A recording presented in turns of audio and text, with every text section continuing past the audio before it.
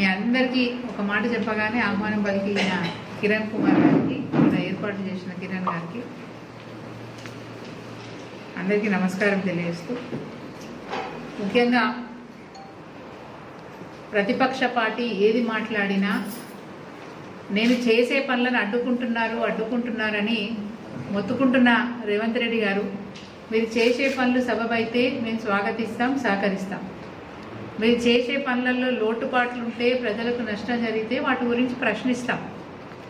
మాకు రాజ్యాంగం ప్రకారం సంక్రమించిన హక్కు అది. ప్రతిపక్ష పార్టీలో ఉన్నవారు ఖచ్చితంగా ప్రజల పక్షాన మాట్లాడాలి.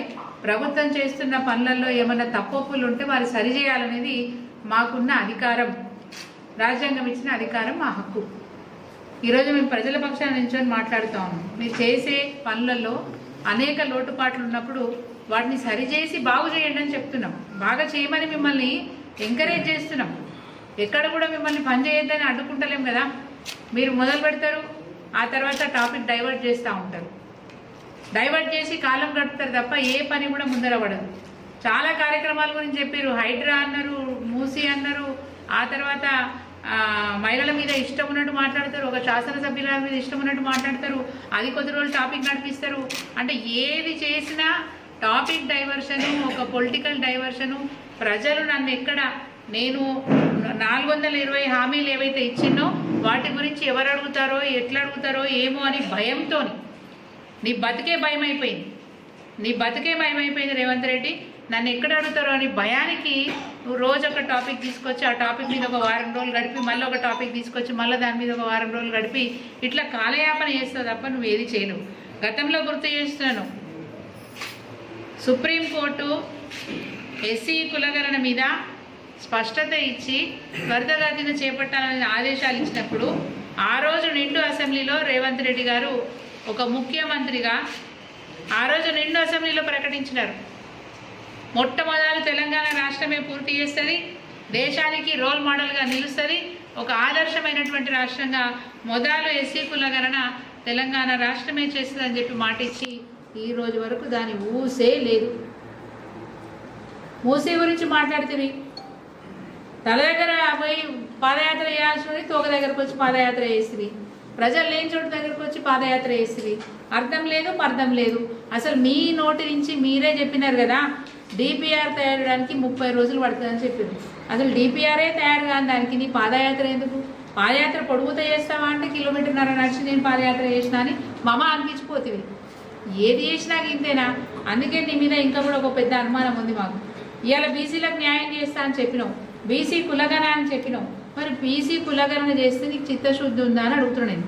చిత్తశుద్ధి కనుక మీకు ఉండుంటే ఇంతకుముందు మా అన్న చెప్పినట్టు ఒక్కటే ఒక్క రోజులో సమగ్ర కుటుంబ సర్వే అని చెప్పి ఒకటే ఒక రోజులో అప్పటి మా గౌరవ ముఖ్యమంత్రి గారు కేసీఆర్ గారు, తెలంగాణ రాష్ట్ర సాధకుడు, ఒక్కటే రోజులో మరి ఆ రోజు సర్వే చేపిస్తే దాదాపు 3,80,000 మంది సిబ్బందితో చేపించినారు. 1,30,00,000 కుటుంబాల దగ్గరికి ఈ 3,80,000 మంది సిబ్బంది వెళ్ళి సమగ్రమైనటువంటి సమాచారాన్ని తీసుకొని సర్వే నిర్వహించినారు. ఎక్కడెక్కడో ఉన్నోళ్ళు, అరబ్ దేశాల్లో ఉన్నోళ్ళు కానీ, లండన్లో ఉన్నోళ్ళు కానీ ఆ ఒక్కరోజు డేట్ డిక్లేర్ చేయగానే అందరు వచ్చి వాళ్ళ ఇళ్ళ దగ్గర ఉన్నారు. ఆ రోజు కంప్లీట్గా తెలంగాణలో ఉద్యోగస్తులందరికీ సెలవు ఇచ్చినారు. అది ప్రైవేట్ కావచ్చు, ప్రభుత్వం కావచ్చు. తద్వారా ఏం జరిగింది, పని చేసుకునే వాళ్ళు ఎక్కడ పోయి పని చేసుకునే వాళ్ళన్నా ఇదే రాష్ట్రంలో ఇంకో జిల్లాలో, ఇంకో హైదరాబాద్లో ఎక్కడనో పని చేసుకునే వాళ్ళు కూడా ఆ రోజు ఇంటికి వచ్చి ఇంట్లోనే ఉండి పూర్తిగా ప్రభుత్వానికి సహకరించి, ఆ వచ్చిన సిబ్బందికి సహకరించి టోటల్గా సమాచారం ఇచ్చినారు. వారి సంసిద్ధత వ్యక్తం చేసినారు. చాలా సంతోషంగా ఒక పండుగ వాతావరణంలో ఆ రోజు సర్వే జరిగింది. మరి ఈరోజు ఏం జరుగుతుంది? ఒక రోజు కాదు, మీ సర్వే 60 రోజులు నడుస్తుంది అంటే 60 రోజులు పని పోకుండా ఇంటి దగ్గర ఉంటారా? పోనీ కనీసం ఆ కుటుంబానికి ఎప్పుడు వస్తున్నామో సమాచారం ఇచ్చారా? సమాచారం ఇస్తే కదా వాళ్ళు రావడానికి పోవడానికి యాత్రకు పోతారు. వాళ్ళు ఆడికి పోయిన తర్వాత సర్వే అంటే ఆ కుటుంబం మిస్ అయినట్టే. రెండోది, అందరూ వచ్చి వాళ్ళ వాళ్ళ ఇళ్లలో ఉన్నప్పుడు సర్వే అనేది చాలా క్లారిటీగా స్పష్టతగా ఉంటుంది. మరి ఒకవేళ నువ్వు ఇక్కడ ఒక రోజు చేస్తే, హైదరాబాద్ ఒక రోజు చేస్తే, ఇక్కడ ఉన్న కుటుంబం అక్కడ కూడా నమోదు చేయించుకునే అవకాశం ఉంటుంది, హైదరాబాద్లో కూడా నమోదు చేయించుకునే అవకాశం ఉంటుంది. అంటే డూప్లికేషన్ కూడా జరిగే అవకాశం ఉంటుంది. సో ఒక పారదర్శక లేదు, ఒక ప్రణాళిక లేదు, దీనివల్ల ఉపయోగం ఏంటో చెప్పలేని పరిస్థితి ఈరోజు ఈ రాష్ట్ర ప్రభుత్వం చేస్తున్న పని.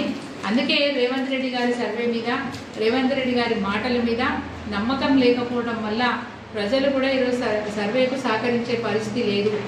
ఇప్పటికైనా పునరాలోచన చేయండి, ఎన్యూమరేటర్లకి పూర్తిగా శిక్షణ ఇవ్వండి.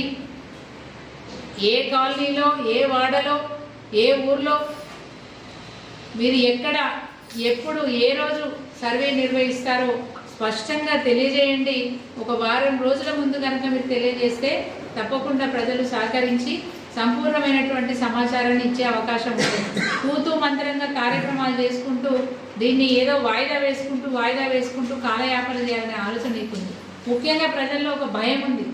ఆ భయం ఏంటంటే రేపు సంక్షేమ పథకాలు అనేకం ఇప్పటివరకు మేమైతే పొందుతున్నామో, కేసీఆర్ గారి ప్రభుత్వంలో ఏ పథకాలు అయితే మేము పొందుతున్నామో వాటిని తీసేస్తారేమో, మమ్మల్ని అందులో అనర్హులుగా చేస్తారేమో అనే ఒక భయం ప్రజలలో ఉన్నది. కాబట్టి ఈ సర్వేకు సహకరిస్తారా లేదా అనే విషయంలో నిజంగా కూడా ప్రజలు ఆందోళన పడుతూ ఉన్నారు. ఒక క్లారిటీ ఇవ్వండి. మొన్నటిదాకా రైతు బంధు ఇస్తా అన్నారు, ఇవ్వలేదు. 2 దఫాలు ఎగ్గొట్టిరు. ఈవెన్ పెన్షన్లు కూడా 4,000 ఇస్తా అన్నారు, 4,000 కాదు, ఇచ్చే 2,000 కూడా 2 నెలలు ఎగ్గొట్టిరు. జనవరి నెల, జూన్ నెల ఎగ్గొట్టిరు. రేపు దీనికి కూడా బీసీ కులగల పేరు మీద కూడా మళ్ళీ మోసాలు చేస్తారో, మళ్ళీ బాధలు పడతారో అని చెప్పి ప్రజలు భయంతో ఉన్నారు, ఆందోళన పడుతూ ఉన్నారు. కాబట్టి క్లారిటీ ఇవ్వండి. దీనివల్ల ఉపయోగం ఏంది, ఏం చేయబోతున్నారు, ఎట్లా చేయబోతున్నారు, ఈ సర్వే ఏం చేయబోతున్నారు, సర్వేని ఎట్లా చేయబోతున్నారు. ఆ తర్వాత మీరు భయపడకండి, నేనున్న అభయం ఇస్తున్నా, అందరికీ అందజేస్తా పథకాలు. దీంట్లో సమాచారం ఎట్లున్నా సరే నేను అందరికీ అందజేస్తా. గతంలో ఎవరైతే రేషన్ కార్డు ఉన్న వాళ్ళకు, అంటే ఎఫ్ఎస్సి కార్డు ఉన్న వాళ్ళందరికీ ఇస్తాను మాట చెప్పండి, లేని వాళ్ళకి కొత్త ఎఫ్ఎస్సి కార్డు ఇస్తా అని చెప్పండి. అప్పుడు ధైర్యంగా పాల్గొంటారు. ప్రజలలో ముందుగా అవగాహన కల్పించండి, ప్రజలకు అవగాహన కల్పించండి, ఎన్యూమరేటర్లకి శిక్షణ సంపూర్ణంగా ఇవ్వండి. ఆ తర్వాత సర్వే నిర్వహించండి. అందరూ కూడా సహకరిస్తారు. నాకు వీళ్ళు సహకరించారు, వాళ్ళు సహకరించారు, తొక్కేస్తా, నరికేస్తా, చంపేస్తా. నీ భాష ప్రజలు నేర్చుకుంటున్నారు.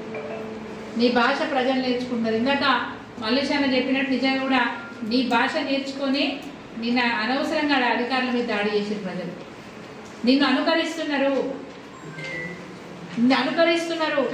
యథా రాజా తదా ప్రజ అంటారు. మరి రాజు ఎట్లుంటే ప్రజలు అట్టే తయారవుతారు. నువ్వు రౌడీ షీటర్ లెక్క మాట్లాడితే ప్రజలు కూడా రౌడీ షీటర్లు తయారవుతారు. వీధి రౌడీ లాగా మాట్లాడుతున్నావు. ఇలా వీధి రౌడీ కోపం వస్తుందేమో నీ మాట అంటే కూడా. మమ్మల్ని పోలుస్తావా రేవంత్ రెడ్డితో? వాళ్ళు కూడా సిగ్గుపడతారేమో, వచ్చి దాంతో మమ్మల్ని పోలుస్తున్నావు అంటారేమో, తెలియదు. సో వీధి రౌడీల కంటే అధ్వానంగా మీ భాష ఉన్నది. మీరు ఇదే భాష కొనసాగిస్తే ప్రజలు కూడా అదే భాష నేర్చుకుంటారు. తెలంగాణకు ఈ దేశంలో ఒక మంచి గౌరవం ఉంది, అంతర్జాతీయంగా మంచి గుర్తింపు ఉంది. కానీ నీ చేష్టల వల్ల, నీ మాటల వల్ల ఈ తెలంగాణ యొక్క గొప్పతనం, గౌరవం తగ్గేటట్టుగా అనిపిస్తుంది. ఒక ముఖ్యమంత్రి హోదాకి తగ్గట్టుగా నీ మాట తీరు, నీ భాష తీరు బాగలేదు, నీ వ్యవహారం బాగలేదు. మార్చుకునే ప్రయత్నం చేయండి. ముఖ్యంగా మేము డిమాండ్ చేస్తున్నాం, బీఆర్ఎస్ పార్టీ తరఫున ప్రతిపక్ష పార్టీగా డిమాండ్ చేస్తూ ఉన్నాం. ప్రజలకి అవగాహన కల్పించండి ఈ సర్వే గురించి, ప్రజలకి ఒక భరోసా ఇవ్వండి ఈ సర్వే గురించి. అదేవిధంగా మీరు సర్వే సిబ్బందిని ఎవరినైతే 87,000 మందిని గుర్తించినారో వాళ్ళందరికీ సరి అయిన శిక్షణ ఇవ్వండి. ఎందుకు పంపిర్రు? ఏం చేశారట? ఇదిదాకా మమ్మల్ని ఏం చేసిండు, ఇప్పుడు ఏం చేస్తాడు? ఎందుకు చెప్పాలో మేము చెప్పమంటున్నారు. అవమానపడుతున్నారు. ఎన్యూమరేటర్లు ఇళ్లలో పోయి వాళ్ళు అవమానపడుతున్నారు. సో వాళ్ళకి సమగ్రమైనటువంటి శిక్షణ ఇప్పించి ఏ ప్రశ్న అడిగినా జవాబు చెప్పేటట్టుగా మీరు ఏదైతే సేకరించాలి సమాచారం అంటారో ఆ నిజంగా కూడా సమాచారాన్ని సేకరించే విధంగా మరి పూర్తి శిక్షణ ఇచ్చి పంపాల్సిందిగా మేము డిమాండ్ చేస్తాము. తోటి రాష్ట్రంలో ఉన్న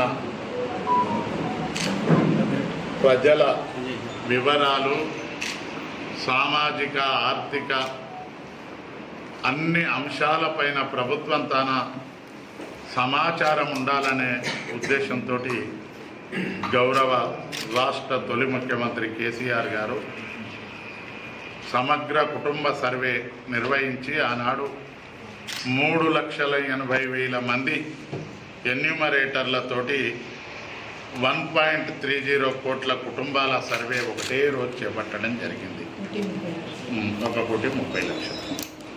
8 అంశాల పైన 94 ప్రశ్నలతోటి సమగ్ర కుటుంబ సర్వే చేయడం జరిగింది. ఆనాడు చేస్తుంటే ప్రస్తుత ముఖ్యమంత్రి నోటికి వచ్చినట్టు మాట్లాడిండు. ఏం అడ్డమైనోడు వస్తే మేము అన్ని వివరాలు చేపట్టాలా, అడ్డమైన వాళ్ళకి మా కుటుంబ సర్వే చేపట్టాలని. మరి అవగాహన ఉందో లేకనో అడ్డమైన వాళ్ళు కాదు. రాష్ట్రంలో కేసీఆర్ గారు ముఖ్యమంత్రిగా 10 ఏళ్ళు పనిచేసారు. ప్రజలు నీకు కూడా అవకాశం ఇచ్చారు. ఆయల్ల ఇప్పుడు నువ్వు ముఖ్యమంత్రిగా ఉండి ఆనాడు అడ్డమైన వాళ్ళు అన్నావు. ఇవాళ మరి నువ్వు కూడా అడ్డమైన వాడవా అనేది ఒకసారి నువ్వే క్వశ్చన్ చేసుకుంటే బాగుంటుంది. అయినా ఇవాళ సామాజిక, విద్యా, ఉపాధి, ఉద్యోగ, కులం, ఉపకులాల గురించి ఇవాళ నువ్వు సర్వే చేస్తే ఇవాళ ఎంత ఎన్యూమరేటర్లను సరిగ్గా పెట్టలేదు. ఇవాళ దాని మీద నువ్వు సర్వే చేస్తే ఎప్పుడు ఎక్కడ చెయ్యాలి, ఏం చెయ్యాలి అనే సందిగ్ధంలో ఎన్యూమరేటర్లు నువ్వే చెప్పినావు కాబట్టి ప్రజలు కూడా చెప్పడానికి సంకోచిస్తావు. ఆనాడు కేసీఆర్ గారు సర్వే చేస్తే బీసీ 51.8, ఉన్నత కులాలు 21.5, ఎస్సీ 17.5, ఎస్టీ 19.91, మైనారిటీ 14.46, ఎస్సీ ఉపకులాలు 56, ఎస్టీ 16 తెగలు ఆనాడు సర్వేలో రావడం జరిగింది. కానీ ఎవరున్నా అధికారంలో ఉన్నప్పుడు ఈ రాష్ట్రం మీద సమగ్రమైనటువంటి అవగాహన, ఆలోచన అన్నీ తెలుసుకోవాల్సిన బాధ్యత ప్రభుత్వం పైన ఉంది. ప్రభుత్వం అంటే ఆనాడు కేసీఆర్ గారి కుటుంబం కోసం కాదు, ఇవాళ నీ కోసం కాదు. ఆయన చేసిన నాడు నువ్వు నోటికి వచ్చినట్టుగా ఒక వీధి రౌడీలాగా మాట్లాడితే ఇవాళ నువ్వు ముఖ్యమంత్రి అయినావు. మరి ప్రజలు ఆయన రేవంత్ రెడ్డి గారే చెప్పారు ఇది ఎందుకు ఇవ్వాలి అని. ఇప్పుడు ఇవ్వడానికి ప్రజలు సంకోచిస్తారు. ఎక్కడ పోయినా కులగణనను ఎన్యూమరేటర్లకు సహకరించడం లేదు. నువ్వు 30 రోజులు ఎన్నో రోజులో పెట్టినావు, నువ్వు ఇవాళ 60 రోజులు పెట్టినావు. ఇవాళ నీ ఎన్యూమరేటర్లు నెల రోజులు ఎక్కడ పోతారో, ఎక్కడుంటారో తెలంగాణ ప్రజలు ఉద్యోగాలకు కొంతమంది, ఉపాధి హామీ కొంతమంది, కూలీనాలు చేసుకునేటోళ్ళు కొంతమంది, రైతులు కొంతమంది వివిధ పనుల మీద పోతారు. కానీ నీ అనాలోచితమైనటువంటి నిర్ణయాలతోటి, అనాలోచితమైనటువంటి ప్లాన్ లేనటువంటి పద్ధతులతోటి ఈ సమగ్ర కుటుంబ సర్వే కూడా సక్రమంగా జరిగే పరిస్థితి లేదు. ఇవాళ నువ్వు నోటికి వచ్చినట్టు మాట్లాడుతూ ఉన్నావు. ఇవాళ నీ అనాలోచిత నిర్ణయాలతోటి ఒక ముఖ్యమంత్రి స్థాయిని వదిలి వెనకడికి పెద్ద మనుషులు అనేది ఒళ్ళిడ్చి సిగమవుతుండని ఆ మాటలతోటి నిన్ననే నీ కాన్స్టిట్యున్సీల ఫార్మా ఇండస్ట్రీ కొరకు, భూసేకరణ కొరకు పోతే నువ్వు అనేది ఈ పులివాల కొడతా, చింతపండు చేస్తా, బుల్డోజర్ దొక్కిస్తా అంటే నీ పాపం మాటలను ప్రజలు నమ్మి ఇవాళ అధికారుల మీద దాడి చేశారు. నువ్వెవరో సురేషో ఇంకెవరో నరేందర్ రెడ్డో కాదు, ఆ ప్రజలను ఈ విధంగా తయారు చేసింది ప్రముఖ పాత్ర నీది. ఆ కుట్రదారుడిగా నిన్నే పరిగణించి అసలు చట్టం నీ మీదనే యాక్షన్ తీసుకోవాల్సిన అవసరం ఉంది. అదేవిధంగా మూసీ మీద చెప్తావు, ఊరికేనే వస్తావు. యాదగిరి లక్ష్మీ నరసింహస్వామిని వచ్చి మొక్కి యాదాద్రిని తీసేసి గుట్ట పెడుతున్నాను. ఎవడన్నా పెట్టిపోయేనోడంటే వెనకడికి పెయ్యల్లో బట్టి చూసే అనే మాటలు అన్నారు. అట్లా కాదు, నువ్వు ఏదున్నా అక్కడ ఇంకేమన్నా మౌలిక వసతులు తక్షణంటే చెయ్యి. ఇంకొకటి, ఇవాళ భువనగిరి ప్రాంతంలో ఒక చారిత్రాత్మకమైన ప్రకృతి సిద్ధమైనటువంటి భువనగిరి కిలో ఉంది. ఉత్తర భారతదేశంలో కానీ ఈ ప్రపంచంలో ఉన్న ఎక్కువ ఎవరెస్ట్ లాంటి శిఖరాలను ఎక్కేటోళ్ళు ట్రైనింగ్ చేయడం ఇక్కడ భువనగిరిలో చేస్తూ ఉంటారు. దాన్ని నువ్వు కానీ నీ పార్లమెంటు సభ్యుడు కానీ కేంద్ర ప్రభుత్వంతో చర్చించి ఒక ట్రైనింగ్ సెంటర్గా, ఒక ప్రాంతీయ ట్రెక్కింగ్ ట్రైనింగ్ సెంటర్గా ఏర్పాటు చేస్తే ఇక్కడ దానికి ఒక స్వార్థకత ఏర్పడుతుంది. ప్రకృతి సిద్ధమైనటువంటి భువనగిరి కిల్లాను ఆ ట్రెక్కింగ్ పార్క్ చేయాల్సిన బాధ్యత ఉంది. కానీ అలాంటివి ఏ లేకుండా ఏ దేవుని కాడికి పోతే ఆ దేవుని మీద ఒట్టు పెడతారు. వెనకడికి ఒకటి ఒట్టు పెట్టిండంట అని ఒక జడ్జి అతను ఒక సూది పోతే సూది పోయి కింద పడ్డదట. పడితే ఆ సూది కోసం దేవునికి మొక్కుతాడట. దుర్గమాత గుడి ఉంటే అమ్మ నా సూది దొరికితే నీకు కిలో చక్కెర పెడతాను. సూదేమో రూపాయి, కిలో చక్కెర ఏమో 60 రూపాయలు. పక్కకు భార్య ఉండి అన్నదట, ఏమయ్యా నువ్వు రూపాయి సూదికి కిలో చక్కెర అంటావు అంటే, దేహాత్ దొరికినాక నేను ఇచ్చేది ఉందా దేవునికి పెట్టేది ఉందా అన్నట్టు నీ అనాలోచితమైన మాటలు మానుకుంటే ఈ తెలంగాణ ప్రాంతం గౌరవం దక్కుతుంది. ఒక ముఖ్యమంత్రిగా ఈ ప్రాంత ప్రజలు అక్షిస్తారనే విషయాన్ని తెలియజేస్తూ ఇలాంటి అనాలోచితమైన మాటలు మానుకోవాలని ముఖ్యమంత్రి గారికి విజ్ఞప్తి చేస్తా ఉన్నాము. ఇవాళ కేసీఆర్ గారు గౌరవ ముఖ్యమంత్రిగా ఉన్న కాలంలో రైతులను కడుపులో పెట్టుకొని చూసుకుంటారు. ఇవాళ ఈ ప్రాంతాన్ని కూడా సస్యశ్యామలం చేయడానికి ఆలేరు, భువనగిరి, నకరేకల్, తుంగతుర్తి ప్రాంతాలకు గోదావరి జలాలను తెచ్చి వ్యవసాయాన్ని అభివృద్ధి చేస్తే నువ్వు ఏది చేయకుండా నీ ఎమ్మెల్యేలు జిల్లాలో 2గా విడిపోయారు.